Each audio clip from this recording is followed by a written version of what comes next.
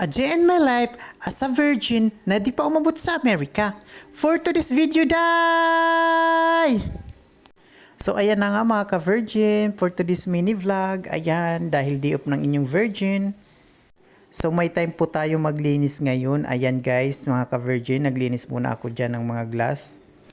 So matagal-tagal ko na rin po siya hindi nalilinisan mga ka-virgin dahil nga busy tayo sa trabaho. So ngayon may time naman po tayo maglinis ng bahay dahil day off natin.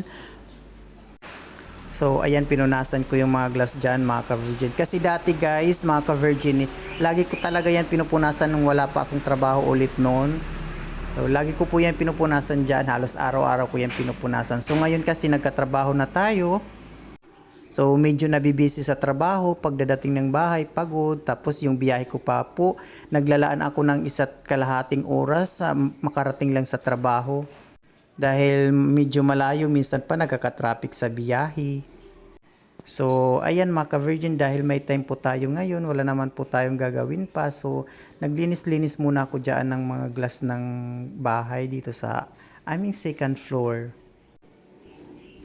So, napapansin ko na rin kasi medyo ano na siya, may mga alikabok na po siya. So, ayan, para na akong kukunin dyan ni Lord. Dyan po yan, yung terrace po yan mga ka-virgin. So, 2 bintana po yung pinupunasan ko dyan. Dahil maalikabok na rin po siya kasi hindi ko na po talaga siya napupulot, hindi ko na siya napupunasan.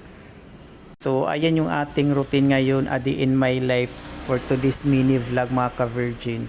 Maglinis ng mga glass dito sa second floor. So nung mga nakaraang day off ko rin, naglinis din ako sa kabilang bahay namin mga ka-virgin, yung mga damo-damo kasi masyado nang masukal yung likod namin. Kaya linisan ko yung mga damo.